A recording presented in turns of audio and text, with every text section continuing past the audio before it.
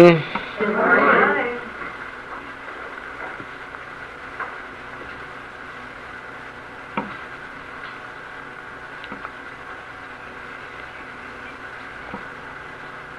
This is a very strange work that we are getting into.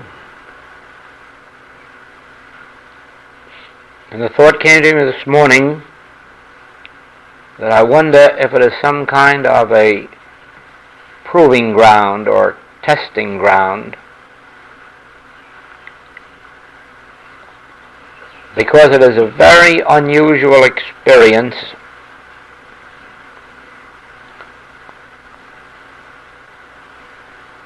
telling of experiences, of unfoldments and revelations that ordinarily never interest the public except sometimes as curiosities, and in literature interests only those who for some reason have been drawn to an interest in some of the deeper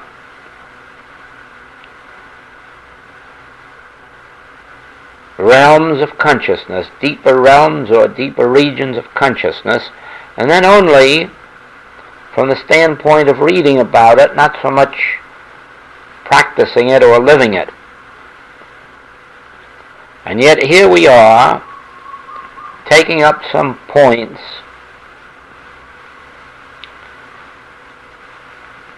that have been touched upon, they have been written about many times in the world's religious history, and every once in a while some saint or sage or seer comes along and lives this life, and then becomes the center of a book about it. But never anywhere in literature do you find that a community or a people follow the deeper realms to the point of interest, even to the point of desire to know about it. Always these people who live the deep religious life seem to be set apart in either monasteries or convents, and hundreds of years later their literature gets to be the literature of a Brother Lawrence or of a Sister Therese, a Saint Therese, or something of that kind, and the world reads it for inspiration, but never with the idea of following it. And as I watch this unfoldment that began in Chicago, Seattle, and now here, it appears almost as if I were expecting that the world itself could really become interested in this type of inner life, and I'm wondering who I'm kidding. Or if it's I myself who am being kidded by a desire and a love to see men free, to see the world free.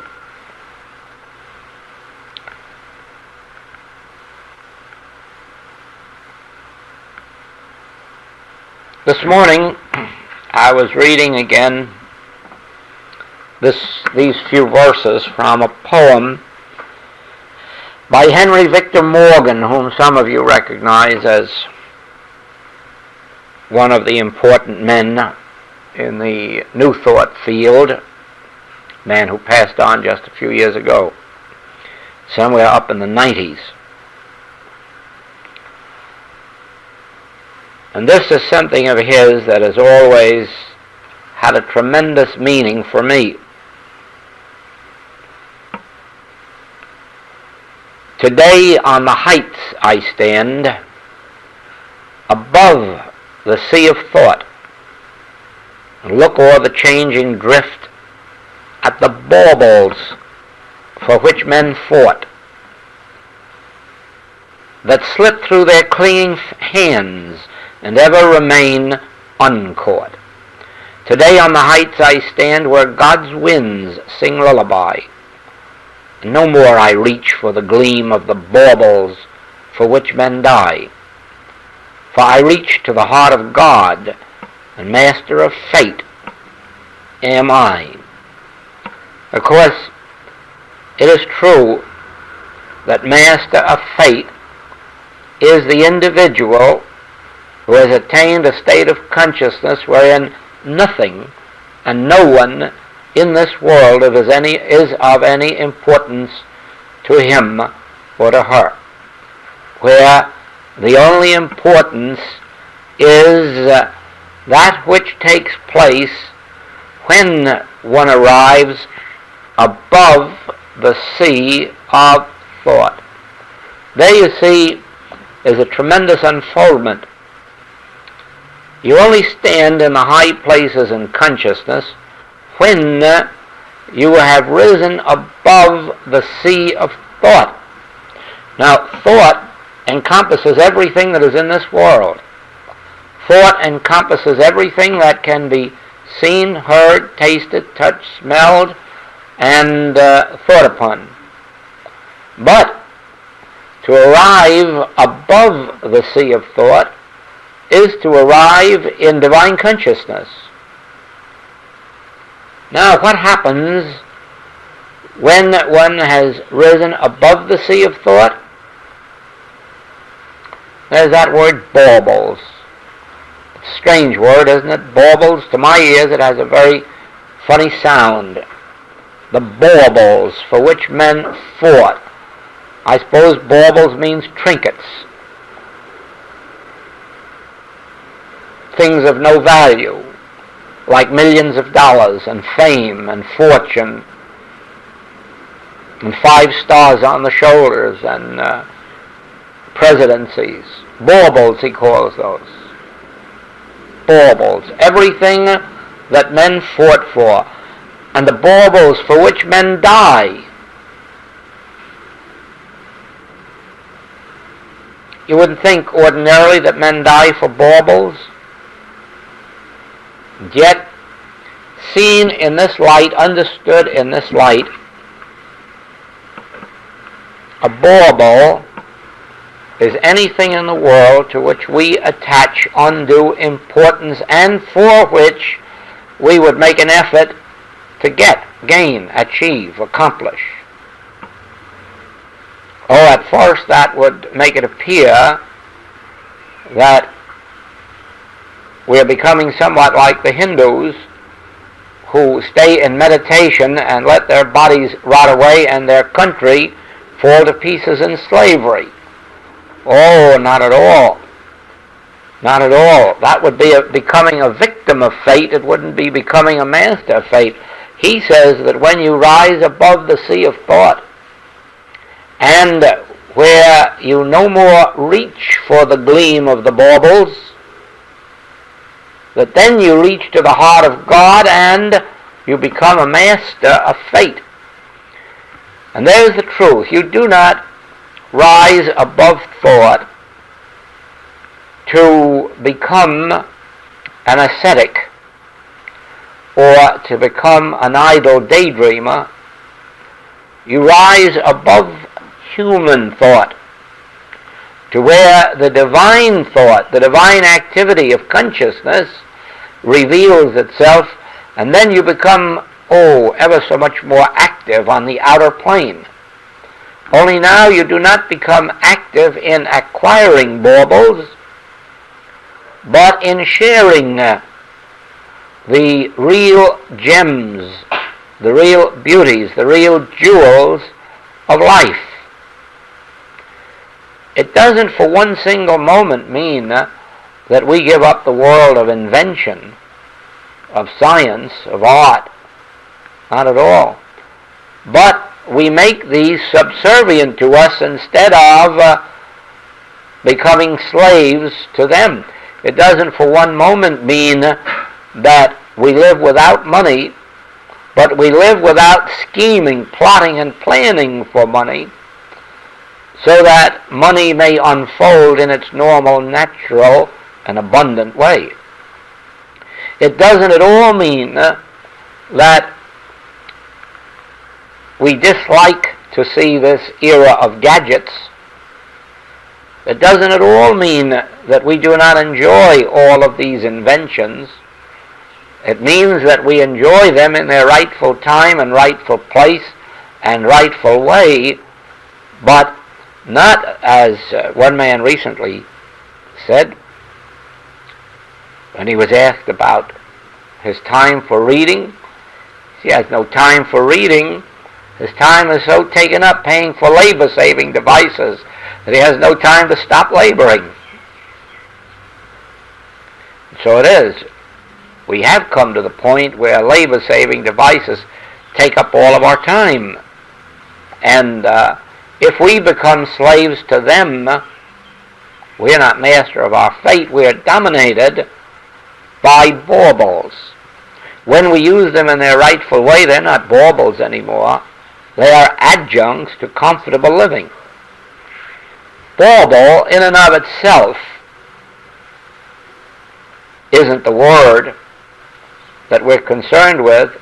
Bauble in the sense of that which is not enduring, lasting, that which is not the main factor of life, is the way in which this is meant.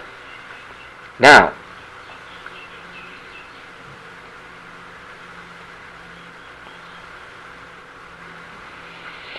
it is a paradox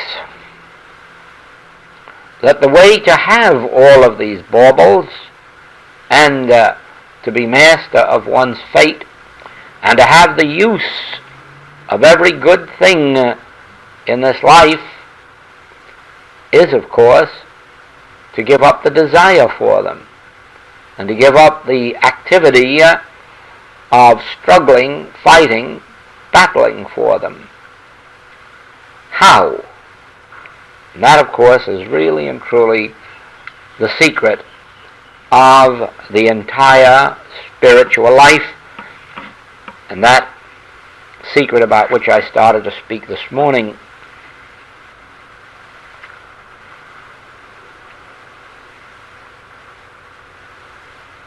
What I have seen personally that students do not readily grasp is, first of all, that it is necessary to release the hold on or the desire for effects and center consciousness only on achieving the realization of cause. First glance, that seems simple, but actually it is so difficult that it has never been achieved in the whole history of the world by any peoples. It has only been achieved by a few mystics or religious leaders, and the people to whom they have given the message, those whom they have taught, whom they have tried to show the beauties of life, have failed to grasp it, and for that reason the entire world is suffering because of an inability to grasp this very point. Now let us see how this works out in practice. The reason I asked for this tumbler is that it illustrates part of the original principle of life that men have never grasped, and that is the secret of withinness.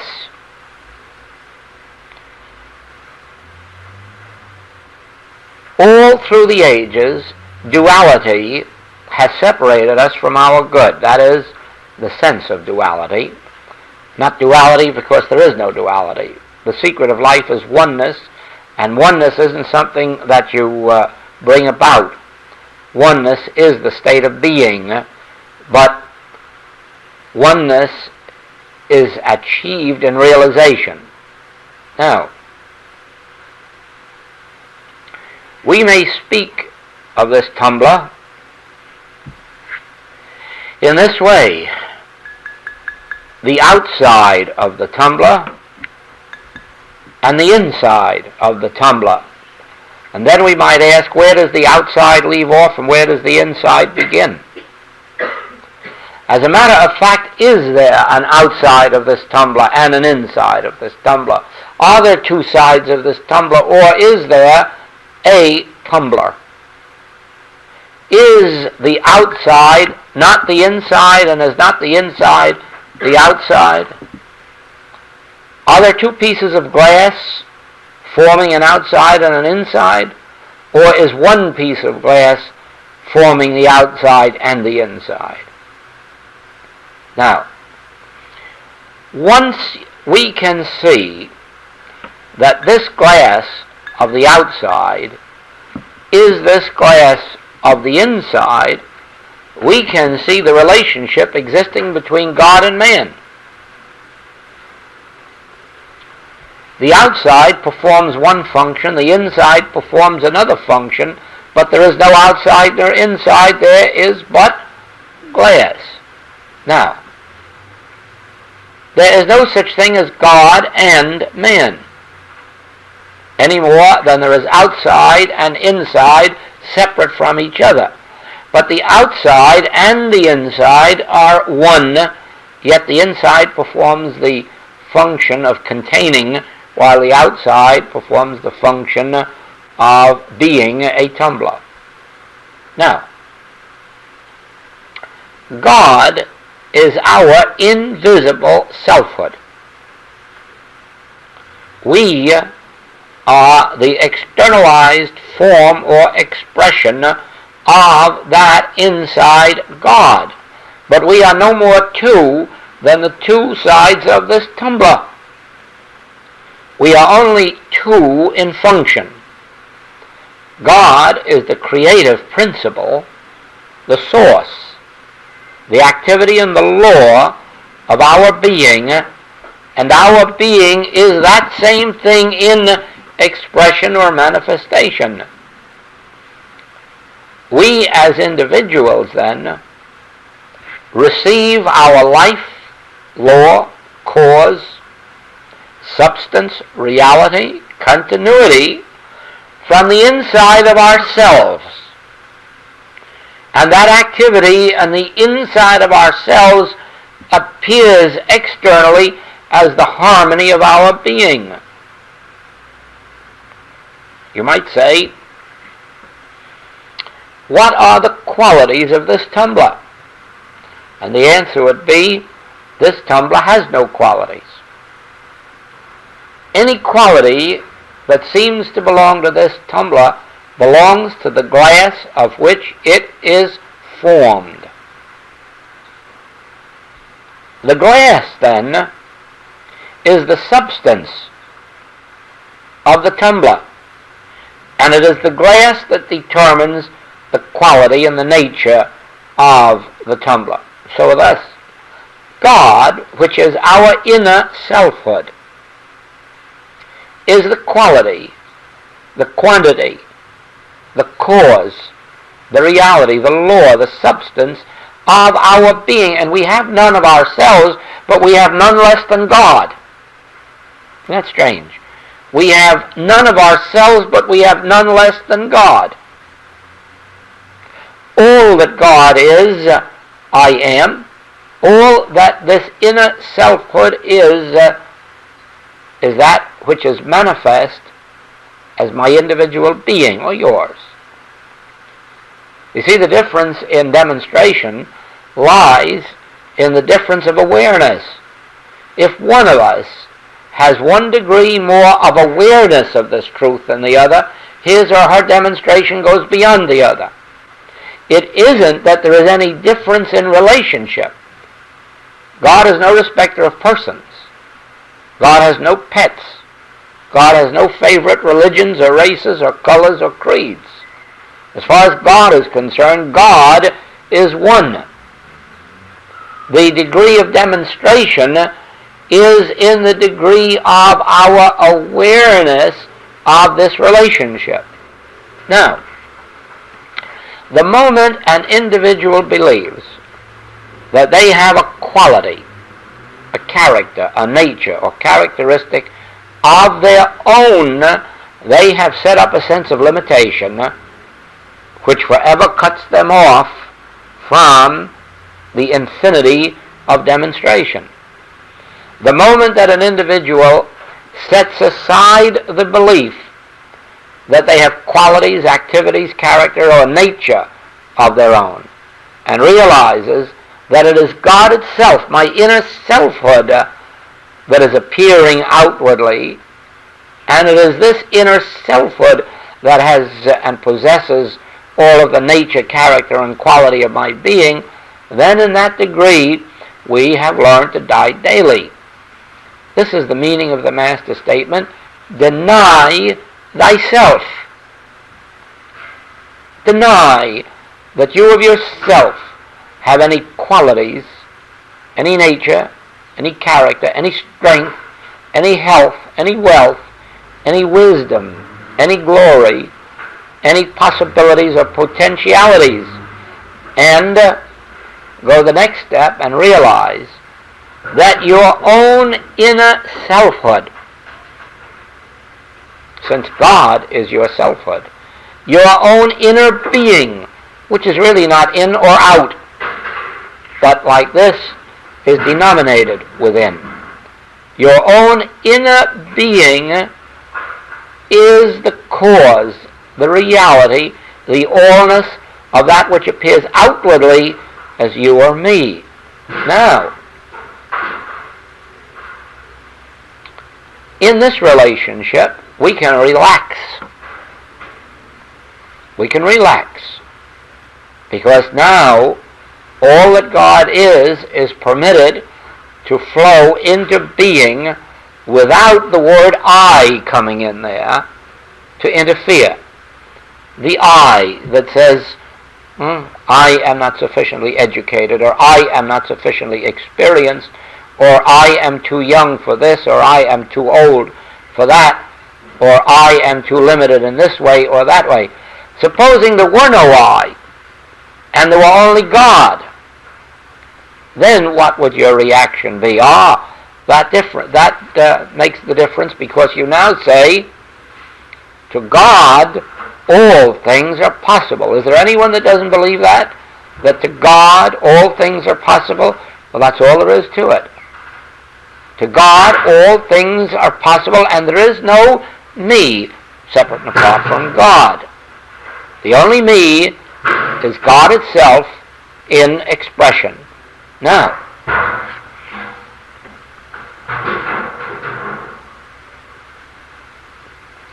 you know, our work wouldn't be complete without garbage men, because on so many tapes we have ash can men and garbage men. We do. We have them in Seattle. We are no respecter of cities. We have garbage men in Seattle that make more noise than this. Like the poor, they're always with us. Oh, evidently. In spite of garbage disposals, they don't make those things correctly. They ought to consume cans and everything. Now, when we come to a point of realization of this, here's a funny thing. You can't anymore pray to ask God to bless an activity, or to bless an undertaking, or to bless anything that concerns you, not even your journeys. You can't even ask God to be with you on your journeys, because we've done away with you. We've done away with me. We have no business now apart from God's business. We have no activity. We have no journey. There is no we to make a journey, since the inner self of me is wherever I am, and I am wherever the inner self of me is, and that place is holy ground. There is no way to pray for God's intercession. There is no way to pray for God to bless any undertaking. The prayer now becomes the realization that where God is, I am. And an important point comes up.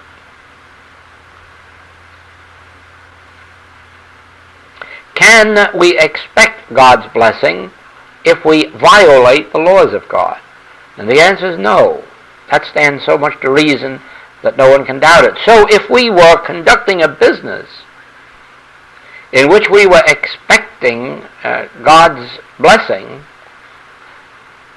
could we consistently expect that if we felt within ourselves that some part of our business was in violation of the nature of God, or that we were going to do something in our business contrary to the nature of God? For instance, if we were going to advertise falsely, or if we were going to present an article as something better than it really is, would there be any use of going to God? If, on the other hand, we were presenting our business in accord with the highest light of our spiritual integrity, would we have to go to God? No, because it then wouldn't be our business, it would be God's business. It would be God expressing itself as business. The same in the home. Is there really any use of praying about blessings in our home if our actions in the home are contrary to the nature and character of God? Isn't it a foolish thing to expect God to bless us in some enterprise in which we are acting contrary to the nature of God? On the other hand, when we govern our conduct in accord with our highest sense of that which is spiritually correct, do we need God's blessing? No, we have it. We have it because whatever qualities of good that we are manifesting are not our own, they're God's. And so God governs its own activity. Now the same thing comes in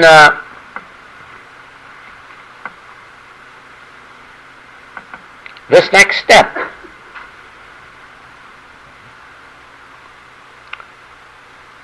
If we turned within and received there an assurance, a feeling, a click, an awareness of God's presence, would we then have to pray for anything? No. No, that presence of God is the insurance policy, isn't it? That awareness of God's presence is the assurance of the success, peace, joy, harmony, and so forth and so on. Now, in the light of the last 3,000 years' history, is it really any good praying to God and believing that God is going to be with us or do something for us because we say so or declare so or read passages from Scripture? Unless that actual contact is made. If that contact is made, is there then any possibility of anything going wrong with our demonstration, whatever it may be? Now you see,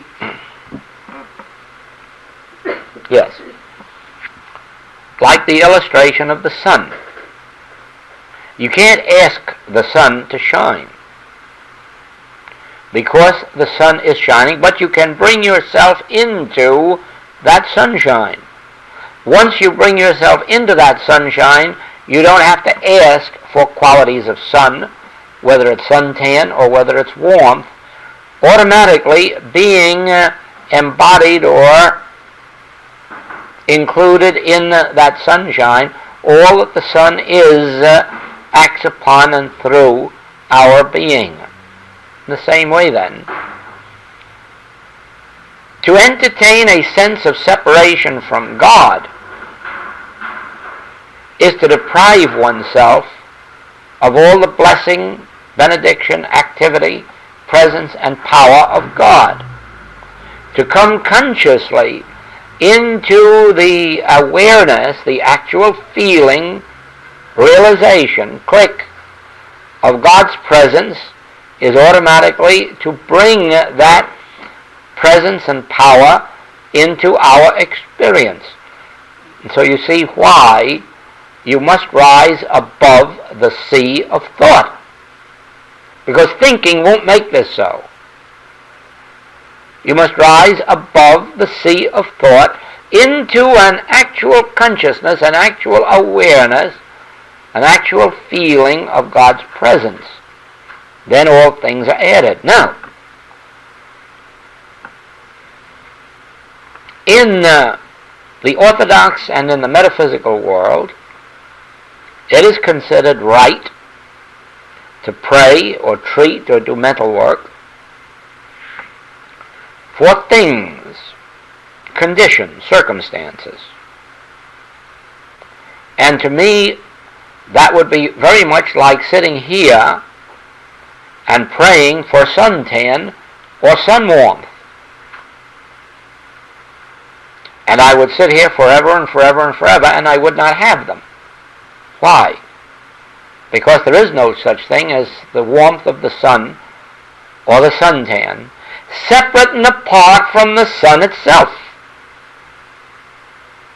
So if I only will stop praying long enough for warmth and tan and get out in the sun, I'll have the warmth and I'll have the tan without asking for them.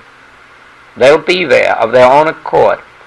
Now actually, that is this ancient secret of the mystics, the secret revealed by every one of the great lights, those called masters, those who have attained sainthood, those who have set up new forms of religion or new modes of religious worship. Every one of these have caught this same vision. Seek me only. Seek me only. In other words, seek to realize me. Seek to have this conscious awareness of my presence only. And then all these things will of course be added or found included. Just as suntan and warmth are included in being in the sun, so in being in God, living and moving and having our being in the conscious awareness of God, all things become evident and visible to us. Now, as a lesson, this morning would be relatively unimportant and repetitious, since it could be found in the literature of all the world. There are, I don't know how many chapters of the Hindu Gita devoted to this one thought of seek me only. And I don't know how many passages in the Master's teaching say, seek not the things of the world, seek only the realization of God, seek only the kingdom of God. So the lesson in itself would not be important except for this, that somehow or other we have an idea that we really are interested in that lesson, in understanding it and in living it. That would be a strange thing if a group of peculiar people should come into the world today actually making a God contact before they started on their day's work, and actually never indulging prayer for a person, place, thing, circumstance, or condition, but praying only the one prayer, the realization of divine being. In other words, realizing that all that this inner self is flowing out as the outer self. All that this inner glass is flowing right out here to the exterior. And they're the same. They're one. And so it is, all that I inwardly am is that which I outwardly am. And all that I inwardly am as nature, character, quality, activity is what I externally am as nature, character, quality, activity, law, and so forth. Now, to be able to be still and to know that the I of me is God, that the invisible selfhood of me is God, that God is my invisible being, God is my interior selfhood, that God is my internal nature, character, quality, being, and all that God is flowing out from me into visible manifestation and expression as me, automatically sets us free. Ye shall know the truth, and the truth will make you free. All that God is, I am. All that the Father hath is mine. The place whereon I stand is holy ground. And then never take thought. Never take thought for what you shall eat or what you shall drink or wherewithal you shall be clothed. Never take thought for whether the leg hurts or the finger or the head or the heart.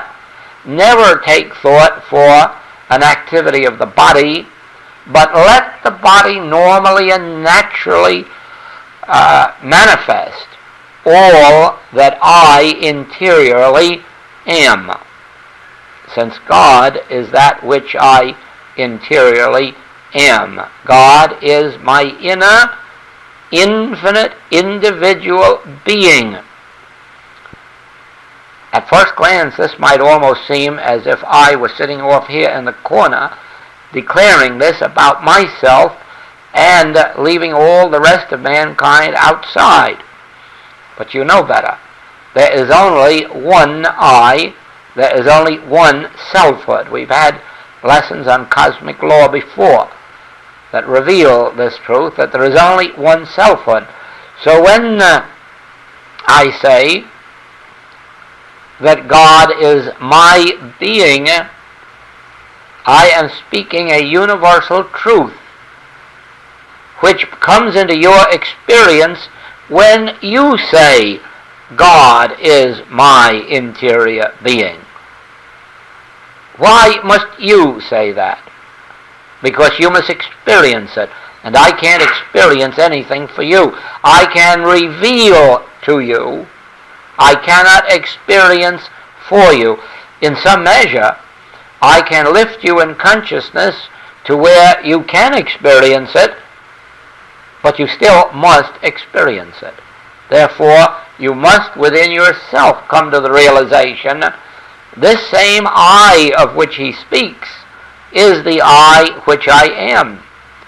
There is only one interior, and that interior is infinite being appearing externally as my individual being. Just as looking underneath this plot of ground, you see all the different types of flowers and trees that are planted in the ground, but evidently there is only one life manifesting, whether it's manifesting through or as that rose bush or the coconut tree.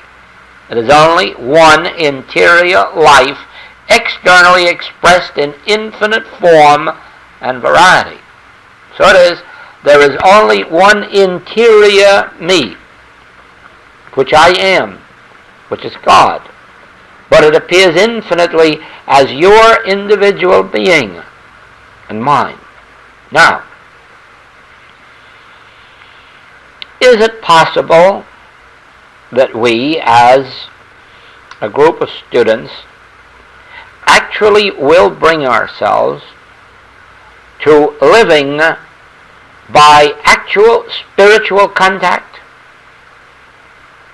That's why I said that I wonder if this is a proving ground or a testing ground. Is there such a thing possible in all of this world that a group of people so peculiar will appear on earth as will seriously accept the fact that of themselves they are nothing? They are but the outer half, which if there weren't an inner half, would leave them less than nothing. Is there such a thing as a body of students, which we call infinite way students? Is there such a thing as a body of students who can bring themselves to that point of realization where they would live by the Spirit?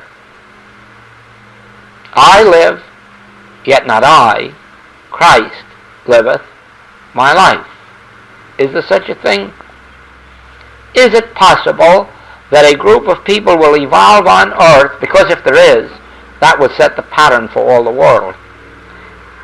Is it possible that a group of people will appear on earth as individuals have heretofore appeared, who would never express a serious desire,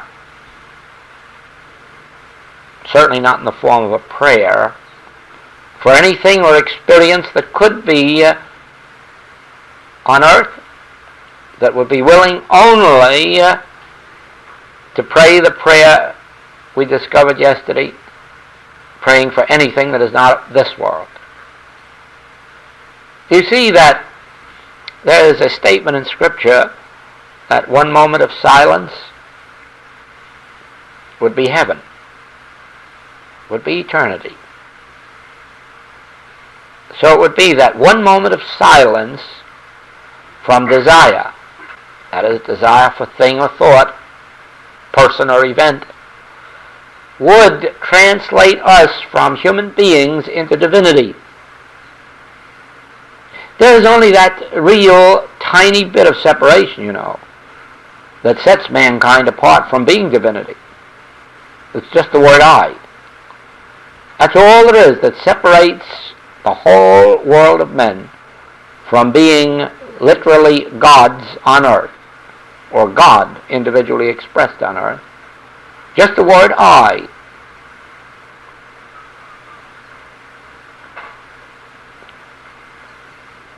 I did have a sharp experience some years ago with a lady who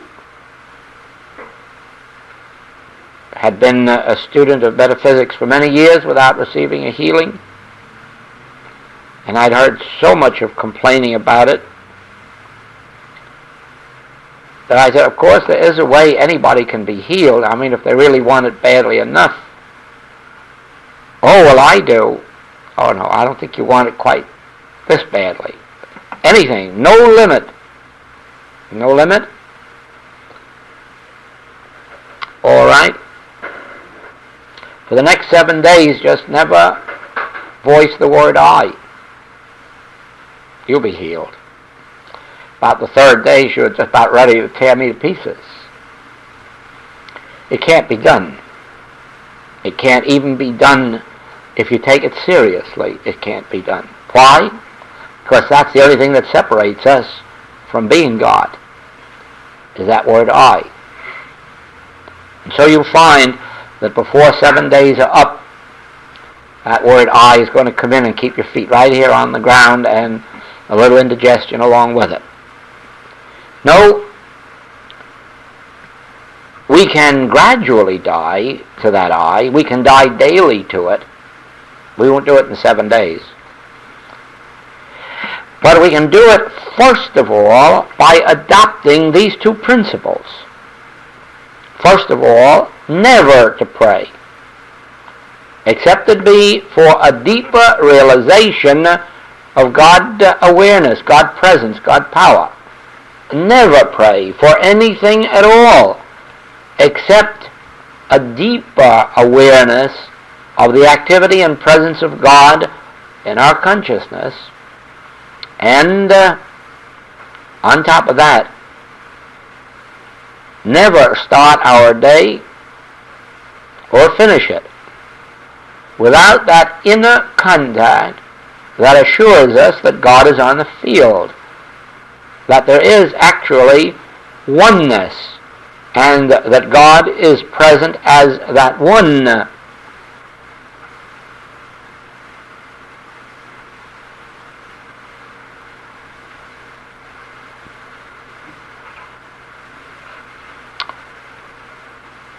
Peter Ross says, I and the Father are one, and thank God that one is God. But you see, when we come to that point of consciousness, where we can say, I and the Father are one, thank heaven that one is God, there is no me separate and apart from God, and then it's God appearing as me, it's God appearing as my daily life, as my daily experience, as my daily demonstration.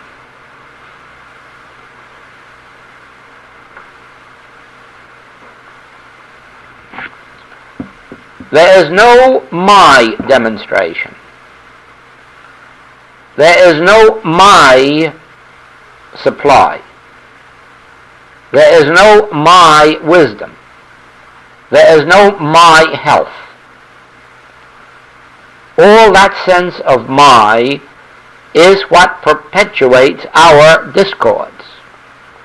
Now, to discipline ourselves to the point of realization that that which is appearing as my supply is God's supply, that which is appearing as my health is God's health, that which is appearing as my integrity is God's integrity, is the sense of dying daily. Then, of course, as we look up and behold this world of men and women all about us, even though appearances do not testify to it, and even though they themselves do not claim this for themselves, it becomes our function to love our neighbor as ourself. And the only way we do that is to recognize that this truth is universal. All that we have spent 45 minutes realizing about I, me, mine, myself, my kingdom, the power within, all of this is a universal truth. Why? Because there is no me or you separate and apart from God. I can, of course, recognize the fact that the world doesn't acknowledge this, isn't admitting it, and is suffering because of its lack of acceptance of this. That I can do. But I can't deny that this is the truth awaiting their awakening. Awake, thou that sleepest, and Christ will give thee light. There is the acknowledgement that this world is sleeping away in a personal sense of I. It's only a personal sense of I that would pray that I get something or I be blessed in something. It is only a personal sense of I that would wish anything for itself that it isn't wishing universally, knowing or declaring universally. Do you see that? There is no such thing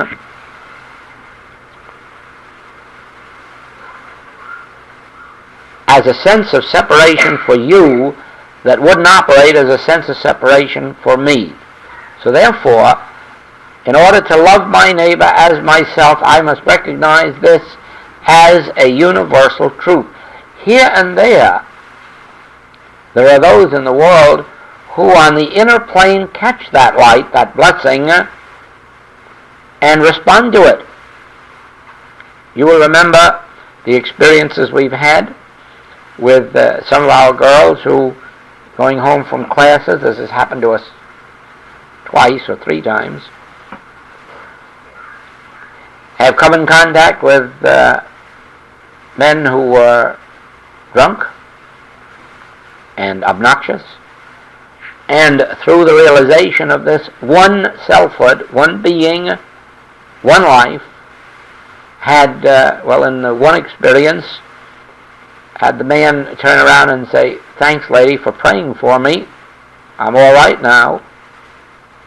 Although he had no way of knowing that a woman sitting in back of him was praying for him. And the second one, where a man at the opposite end of a lunch counter walked over to our student at this end and said, "Please tell me about God," and kept her there for a half hour talking to him about God. And he said, "Now I'm as sober as a judge and I'll never be drunk again."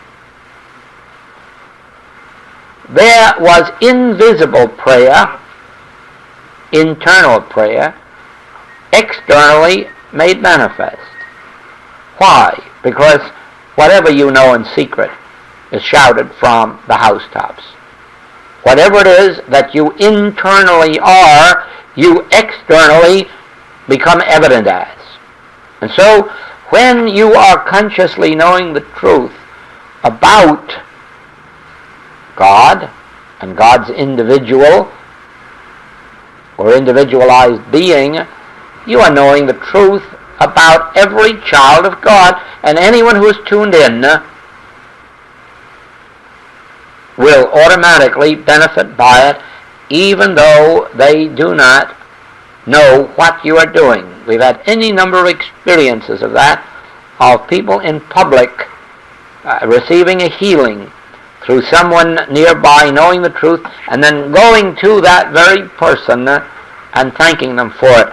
And in my experience, I've had it, I don't know how many times, with animals, where I was called upon to treat some patients' or students' pets at home, and whereas these pets had no knowledge of me, no awareness, no acquaintanceship with me, on visiting that household they immediately came to me. But immediately. And very often wouldn't leave me for the rest of the visit. Now, that is because we are one, and God is that one. God is the selfhood of you, and God is the selfhood of me. So every truth we know makes us consciously united in that oneness. That is the way absent treatment works. It works because, not because there is a transference of thought from me to you, it works because in coming to me, you haven't come to me, you've come to the consciousness of truth. I, who have nothing to do with you, go to my consciousness of truth, and there we meet. There we're united in that consciousness or oneness of truth. There is no transfer of thought from one individual to another in this work. When you tune into me, you do not tune in as a human being, because I have no interest in your intruding into my human mind.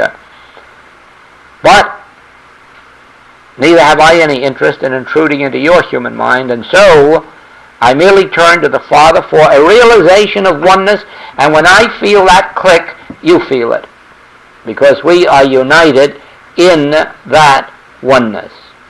Now, if I go to God, now let's be clear on this, if I go to God for a realization of God, then the result of that realization is whatever form of God is necessary in my experience. If it's a new dollar, it appears as a new dollar. If it's a new foot, it appears as a new foot. If it's a new house, it appears as a new house. If it is new business, it appears as new business. But that is not my function. Take thought about that. My function is to take thought only for my God contact. Then that God contact appears in my experience as person, place, thing, circumstance, condition, new ideas, new stories, new lessons, new houses, new anything and new everything. Wouldn't it be a wonderful thing if we really learn this? To turn only inwardly for a realization of the God that's already there, of the divine presence and power and law that's already there, and merely turn in to make that contact until we feel it stirring, and then go about our business and become beholders of God appearing as form. Now that's what happens. God appears as form. God appears as the form transportation. God appears as the form pets. God appears as the form companionships. God appears as the form, every form necessary to our experience. But you see, God, in its infinite wisdom, knows what things we have need of, and it does not behoove us to in any wise instruct God or influence God. This becomes easy if you have a little sense of humor. And any time that you are tempted to pray to God, that you immediately stop and ask yourself, now am I hoping to instruct God or to influence God? And then that sense of humor will come to your rescue, and you'll say, get thee behind me, Satan. What business have I got instructing or influencing God? God, you go ahead and run your own universe. I may not quite like today how you run it, but the time will come when I'll approve of it more. Meantime, I'll be patient, even with my disapproval of your way of doing it. And that's all right. There's no harm in our disapproving with the way God runs the universe. That represents the degree of our unawareness of God action. And that's what we need once in a while, is a good sharp lesson to show us that we are outlining unconsciously what form our good shall appear as. And so it is in this work. You need a sense of humor, because if you don't have, you'll take very seriously your efforts to instruct God or to influence God. Those are two great wisdoms in there. Two great wisdoms. Don't overlook them. Now, another thing. Since God is the invisible part of our being, it is right here where I am. And also, it is the infinite intelligent part of my being. And so it is that if by any chance I should think that I know anything at all, how much more certain can I be that it knows that much more than I do? And so again, we lose the temptation to pray as if we were instructing or influencing God.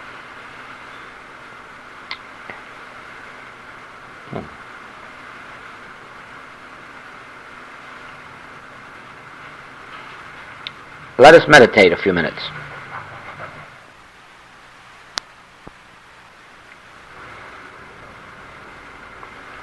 The word that popped right in, of course, was that word bauble. We could carry that word with us. And every time that we're tempted to think in terms of the external, couldn't we sort of put that word bauble right out there and say, wait a minute, that's a bauble. Let's not go after it. Let's go after that which is the creative principle of even the world of baubles. Do you follow that? That is the value of these little verses. That the word bauble has done something inside of me, and I can roll it around inside my mouth there, bauble, and then I can get mad at myself anytime I think of wanting something that's in the nature of a bauble, something men die for, something men battle for, sue for, do all kinds of foolish things for.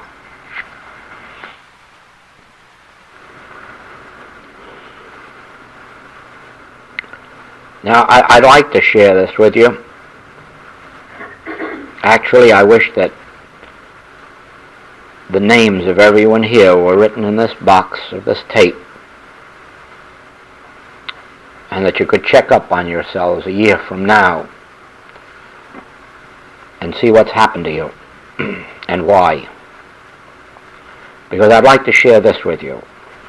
It is literally true that life can be lived right here on earth now, in this 20th century, without ever saying a prayer, voicing one, thinking one, for anybody on the face of the globe. And life can be lived as a very glorious experience with all of the added things, with all of the nice comforts of life, with all of the joys of life, the abundances of life. Oh, I don't necessarily mean the baubles that are unnecessary to our experience, but the baubles that are a normal part of everyday living, comfortable baubles. It is possible to have all of this without taking thought. It is more possible to have it without taking thought than it is with. It is more possible to have it without praying than it is to have it with praying. Just the very willingness to deny oneself the joy of praying for something is really to bring divine glories into experience. And so it is with healings. It is possible to have real success in the healing work, at least a greater measure of success than would otherwise be the case, by only making contact with that Father within, whenever called upon for help.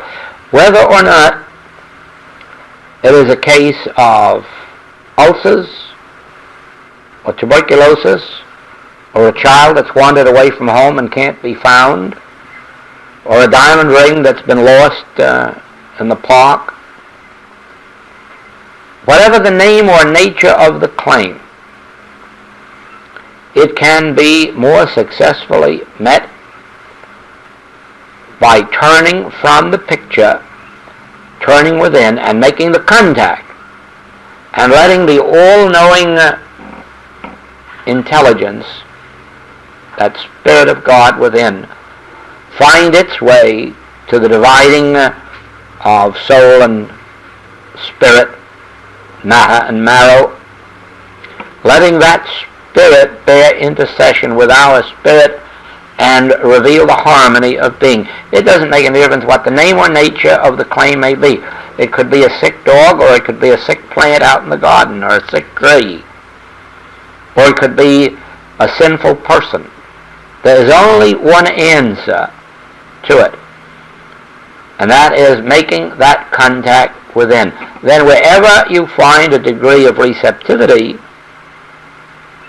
you will have your healing made evident in this world. And that is why you will probably never experience a failure when called upon to treat animals or plants. You'll have lots of failures when called upon to treat human beings. And, of course, the reason must be clear. Neither the plant nor the animal ever consciously lives in disobedience to cosmic law.